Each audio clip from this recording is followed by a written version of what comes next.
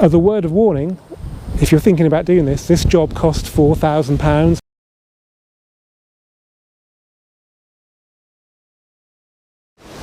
Hello guys, and welcome back to the Volks Wizard channel. Today's video, amazingly, is an update on Project Corrado. I say amazingly because it went somewhat quiet with the project after the first two introductory videos. The first one, I showed you what I'd bought, warts and all. The second one, we lifted it up in the workshop to make sure it was solid underneath and therefore worthy of spending a lot of money on it, which amazingly it was. Well, that money has now been spent because it's been at a body shop for I think around a month, and it's only just come back. So in today's video, I'm going to show you where we are at today when it comes to Project Corrado and all the work that's still to be done. So let's start off then by having a good look inside and at the lovely new paintwork outside. Now, because I didn't do the paintwork, it was very difficult for me to film the process, but the body shop did invite me over a few times while they're working on the car, and I got some footage then. So I've stuck all that together as a bit more as well when I got back here. So if you watch that, come back, and then I'll bring you up to speed with where we are right now. Well, here is Project Corrado in the body shop. A lot of way through its preparation. There's been a bit of welding done to the backs of the sills, a bit of repair to the front wing there, but as you can see, it's a pretty thorough job. Let's have a look at the bonnet. Yep. Going to change that door for this one that I got from a guy in Buckingham because there was a bit of rust around here where the sealer is, and it's not easy to repair that. So yeah, we should get it back. We're talking about 7 to 10 days from now. Windows are going to come out at some point as well, so it should be a really nice job.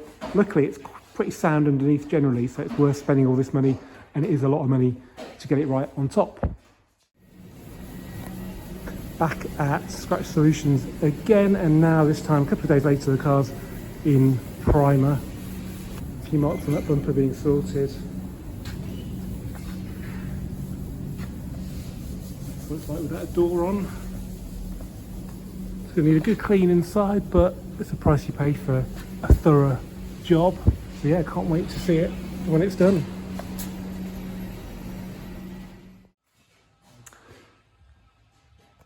Okay, the car's been down at the body shop now for about 3 weeks, I think. So progress is pretty slow, but it's just because I've told them to fit it in amongst other jobs. So I've just been asked down here to have a quick look at the finished product. Well, it's not really finished yet. There's a fair bit to do just yet, but it's definitely getting closer. So gone is all that horrible peeling paint from the side of it and the roof, and it's now looking lovely and deep green. So there's going to be a lot of work to put it all back together, but I now get the feeling it's going to be well worth it. Okay guys, today is the 21st of February. I think the Corrado was at the body shop for the best part of a month, and it's back here safely now. There's still loads to do, still loads of bits and detail pieces to do. Even with quite a big bill, this car isn't a turnkey job now. There's still a lot of effort to do. I've got to put the bumpers back on properly, thread the fog lamps back in, put the dreaded scraper seals back on and the rest of the seals on the door. But it's looking very good.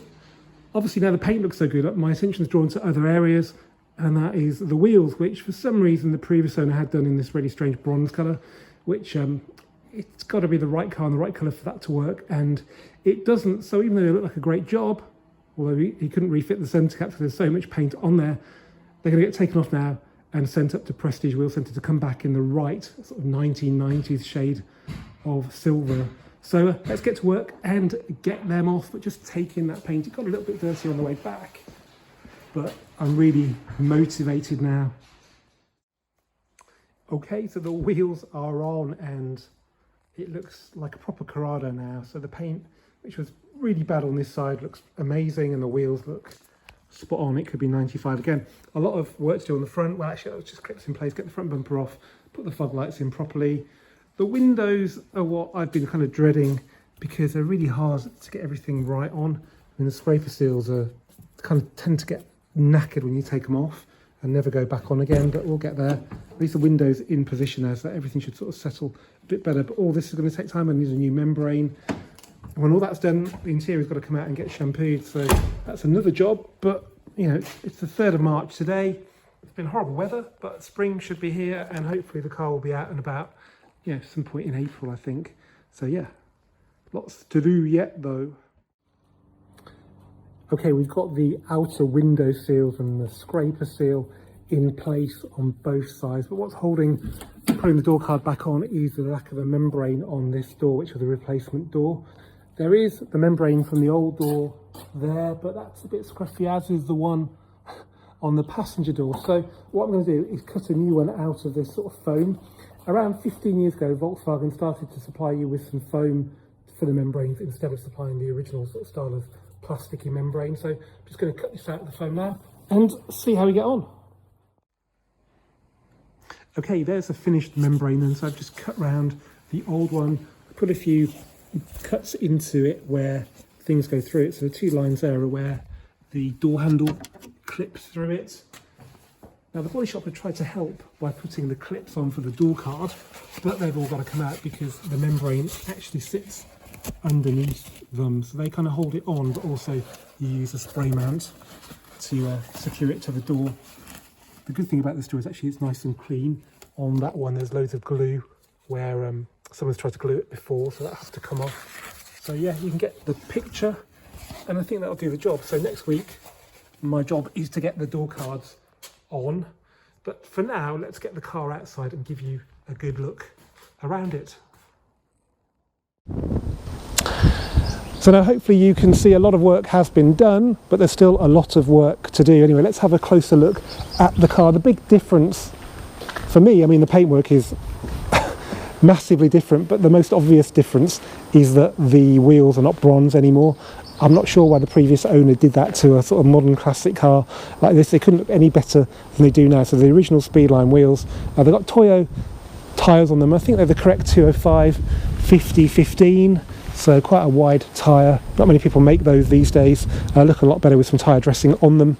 But yeah, let's have a look at the paint next. So this was a very expensive and time-consuming process. Now, as a word of warning, if you're thinking about doing this, this job cost £4,000, and I think if you pay any less than that, you're going to be getting a not perfect job, and that's a trade price. So yeah, you'd expect it to be good, and it was good. Some of that money will have gone towards taking the windows out, which nobody ever does. So down here there used to be a rusty scab. You can see the rubber's actually still distorted from it. That's gone. Side windows went out. Normally Corrado sort of start peeling there, but that's all come out. There's a bit of lube on here from when I've been trying to get the rubbers on, and it was dirty on the way back, so it's not in its best state right now, but if you remember what it was like before, it's just like a different car. Now, front bumper I took off, and I took the fog lights actually hold the indicators, so I had to take the fog lights out and then take the indicators in just to drive it legally there. The grille will just slot in, but I'm going to get it on the ramp and just finish all that off. I've tried to make it as easy for the body shop as possible. So even that price I quoted then, that was with quite a lot of me doing the stripping of the car. So yeah, if you're not going to do any of that, it could cost you even more. So I actually paid more for the paintwork than I did for the car. Yeah. But I think it's worth it. What do you think? Now, another thing is that there's loads of dust inside, and that's down to me to do, but the car wasn't that clean before, so all these are going to get shampooed when the weather warms up. I was going to do that anyway, so a bit more dust doesn't make any difference to me. Now this door is the new one. Bought this from a guy who breaks them in Buckingham. The original door had some corrosion here, which I didn't think was anything, but they said they can't repair that, so get a door. So as you can see, it's all been painted green on the inside. It looks like it's been on the car from day one. The sill covers were removed, so the sills have been painted. They've been very careful to maintain this sticker here, so that's good. So it might look like a bit of a shed now, but just wait until it's sorted. Sunroof seals on as well. Sunroof is working, and I'm going to take these off and sort of dress them so they look nice. Paint obviously on the roof has been done. I haven't done the roof aerial yet because the gasket was missing, so I've got one of those on order. Then I can finish off the back, but the back actually is there or thereabouts done. The VR6 badge needs some more double-sided tape to put on. In fact, double-sided tape you need a lot of, because the side mouldings are all held on by double-sided tape. They're going to go back on even though it looks good without them. The sill covers that I took off need double-sided tape as well. But yeah, it's all pretty straightforward. It just takes ages getting the old tape off because yeah, it's pretty stubborn, but it's important you get it all off so that you can stick the new stuff on. But at least the paint it goes on will be lovely and smooth, so yeah. So there is a bit of a target to get this done for, which I kind of could do with really. In April, there's a scramble meeting at Bicester Heritage, and it would be nice to get the car ready for then. It may not be 100% perfect, but hopefully it'll be drivable. Between now and then, though, it's going to need an MOT because I think it's due at some point later in March. But as you can probably tell, I'm quite excited now because the Corrado is probably my favourite Volkswagen of all time, the VR6 model. Anyway, so to have my own that looks amazing and hopefully in time will drive amazing, yeah, that's the elephant in the room. There's still a timing chain needing to be changed on this car. Initial quotes from Stealth were about £5 to do other work as well, but I think I'm just going to keep it sort of the cost down initially and just get the timing chain done, maybe with a clutch, which should cost significantly less. I've got to have a word with the guys there quite soon. But yeah, anyway guys, I hope you've enjoyed this update on Project Corrado. If you have, please give it a thumbs up, please do comment, please do share, and please, if you want to see more content on this car, please do subscribe, and I'll see you for the next one very soon.